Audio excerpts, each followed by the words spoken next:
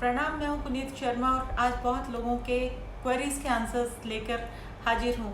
सबसे पहली क्वेरी है कि क्यों अफर्मेशंस को प्लेन पेपर के ऊपर लिखने के लिए बोला जाता है, उसके पीछे क्या ऐसा सीक्रेट है, कौन सा ऐसे तथ्य है जो लाइनों वाले पेपर पे लिखने के लिए मना किया जाता है।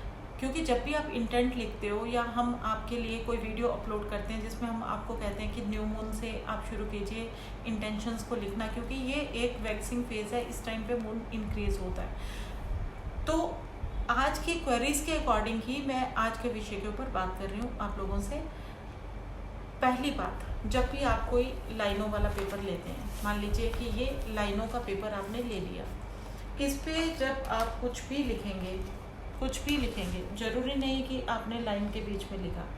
अगर वो लाइन से ऊपर नीचे हो गया तो ऐसा महसूस होगा कि लाइन जो है उस आपके लिखे हुए को कट करते हुए निकल रही है, यानी कि वो अफर्मेशन को आपने खुद ही कट कर दिया। इसलिए आपको कहा जाता है कि लाइन वाले पेपर को यूज़ नहीं कीजिए।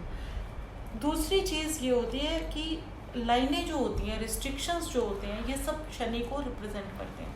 ये शनि का काम है कि बाउंड्री वॉल को बनाना, यानी कि जब हम लाइनें खींचते हैं तो वो सैटर्न को रिप्रेजेंट करती हैं और शनि ग्रह को स्लो माना जाता है, वो हर कार्य में देरी कर देता है। तो हो सकता है कि आपकी जो आपने इंटेंट लेके चैनलाइज करने के लिए इंटेंशन को लिखा वो वर्क ना करे, क्योंकि वो कार्य तो डिले हो गया शनि की वजह से, इसलिए मना किया जाता है। अब हम बात करते हैं दूसरी क्वेरी के ऊपर। काफ़ी लोगों ने ये लिखा है कि आप स्पेसिफिक इंक क्यों कहते हैं, जबकि आपकी इंटेंट जो है वो तो मन से है, आपका फेथ, आपका कनेक्ट तो मन से जुड़ा हुआ है ना, तो आप इंक क्यों स्पेसिफिक कहते हैं। इंक को स्पेसिफिकेशन से कहने के पीछे भी दो ही कारण हैं। पहली बात होती है कि सबसे ज़्यादा ऊर्जा जो होती है वो रेड कलर में होती है, यानी कि एनर्जी। और जो ज्योतिष में फर्स्ट साइन है एरीज, उसके रिप्रेजेंट करने वाले जो प्लैनेट हैं मंगल, उनका कलर भी रेड है, अग्नि तत्व को रिप्रेजेंट करता है।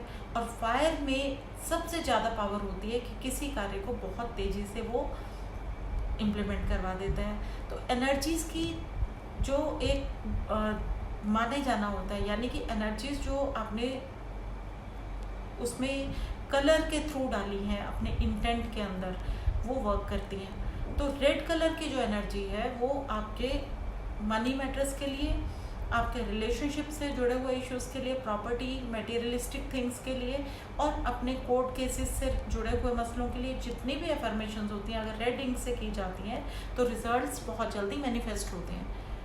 तीसरी चीज़ जो है कि ग्रीन कलर क्यों कहा जाता है। ग्रीन कलर ग्रोथ का कलर है।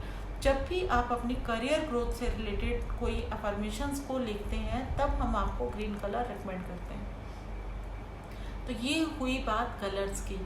इसके बाद जो तीसरी क्वेरी है वो ये है कि आप हमेशा अफर्मेशन से पहले ये क्यों कहते हैं कि हमें डीप ब्रीथ करना चाहिए। डीप ब्रीथ करने के पीछे एक साइंस है। आप पूरा दिन तो एक से मूड स्विंग्स चलते रहते हैं, पूरा दिन में आप लोगों के मूड स्विंग्स होते हैं।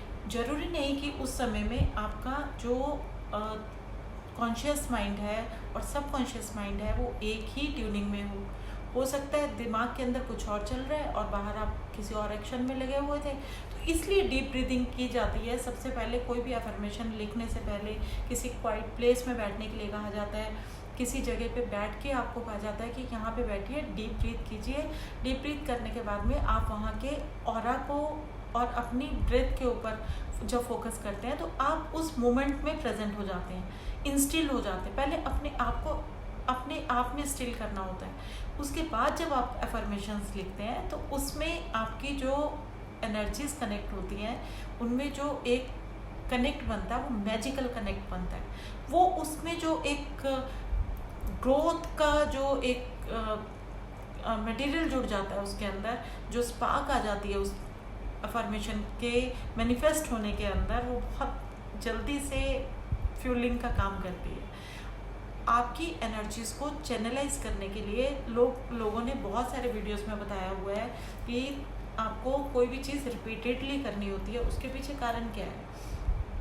हमारा जो न्यूरॉन पैटर्न है, हमारी जो मेमोरी मेम्ब्रेन्स जो है वो रिपीटेडली जब हम उनके साथ में प्रैक्टिस करते हैं तो वो एक सर्कल में फॉर्म हो जाते हैं, यानी कि वो हमारी स्ट्रॉन्ग मेमोरी में कन्वर्ट हो जाते हैं। और फिर जब हमारी मेमोरी में कोई चीज़ बार बार रिपीट करने के बाद में कन्वर्ट हो जाती है तो हमारा कॉन्शियस और सबकॉन्शियस दोनों ही एक्टिव रहते हैं। नोइंगली अननोइंगली हम उस एनर्जी को फिर फ्यूल करते रहते हैं, उसको हम मैनिफेस्ट कर रहे होते हैं जाने अनजाने, यानी कि हम कोई भी काम कर रहे होते हैं हमारे सबकॉन्शियस में वो चीज़ चलती रहती है। मान लीजिए कि आज हमने प्रैक्टिस करी कि मुझे मेरा ये काम हो गया है और इतना पर्टिकुलर अमाउंट मुझ तक पहुंच गया है, और अगर हमारे सबकॉन्शियस में अगर हमने उसको रिपीटेडली लिखा है तो बार बार लिखने की वजह से क्या होता है कि वो चीज़ हमारे सबकॉन्शियस में प्रिंट हो गई। तो अब हम उस चीज़ के बारे में नहीं भी सोच रहे तब भी वो सबकॉन्शियस में पीछे हमारे चलते जा रही है बैकग्राउंड म्यूजिक की तरह।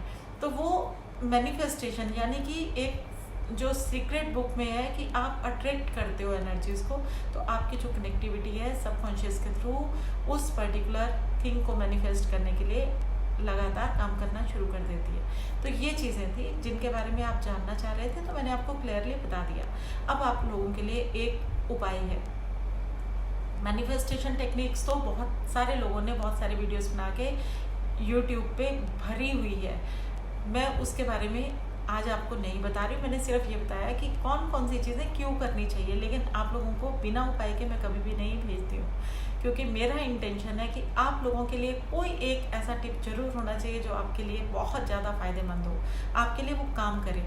तो सबसे अच्छा एक टिप आज मैं आपको दे रही हूँ, वो है दालचीनी का प्रयोग आप कैसे कर सकते हो रिलेशनशिप को टेलीपैथी में कन्वर्ट करके मैनिफेस्ट कर सकते हो, अपने मैसेजेस को कैसे कन्वे कर सकते हो। तो आपने क्या करना है, अपने लेफ्ट हैंड में दालचीनी रखनी है, सिनेमम रखना है, और उसको आपने ऐसे फोल्ड करना है। फोल्ड करने के बाद में आप डीप ब्रीथ कीजिए। उसके बाद आप जिस पर्टिकुलर इंसान को अपना मैसेज भेजना चाहते हो उसके बारे में आप सोचिए। वर्चुअली सोचते वक्त आप अपने थर्ड आई के ऊपर ध्यान देते हुए अब मैनिफेस्ट कीजिए कि इसकी जो दालचीनी की खुशबू है, इसके थ्रू आपका जो मैसेज है उस इंसान तक पहुंच जाए। आप महसूस करेंगे या आप बिलीव करेंगे या नहीं करेंगे, लेकिन ऐसा मैंने देखा है, एक्सपीरियंस किया है कि वो इंसान आपको तुरंत फ़ोन करेगा या आपसे कनेक्ट होगा। आप ट्राई कर सकते हैं, बहुत इंटरेस्टिंग है। लेकिन गलत चीज़ों के लिए कभी भी किसी भी टेक्निक को नहीं अपनाना चाहिए। आपको अगर लगता है इस चीज़ की ज़रूरत है, या आप किसी को सच में चाहते हैं कि उसके एनर्जीज में एक प्लेजेंटनेस आए, वो अगर एग्रेसिव है बहुत ज़्यादा, मान लीजिए कोई आपका डियर वन बहुत एग्रेसिव है, उसका मूड ऑफ ही रहता है हमेशा, तो आप क्या करेंगे, दालचीनी अपने हाथ में लेंगे, लेफ्ट हैंड में लेंगे, मुट्ठी ऐसे बंद करेंगे, विजुलाइज करेंगे कि भगवान इसको सद्बुद्धि दे, इसका एग्रेशन कम करे और ये थोड़ा सा प्लेजेंट रहे अपनी लाइफ में, अच्छी तरह से अपनी लाइफ को डील कर पाए सिचुएशंस को।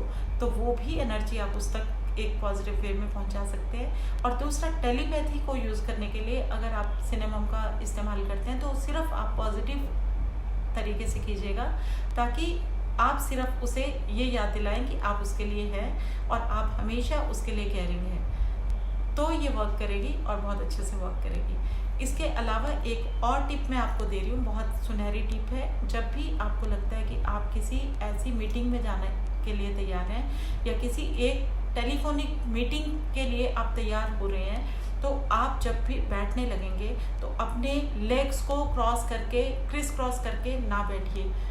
आप सिंपल तरीके से बैठ के मीटिंग कीजिए, तो आपकी मीटिंग सक्सेसफुल हो जाएगी। God bless you all, stay connected.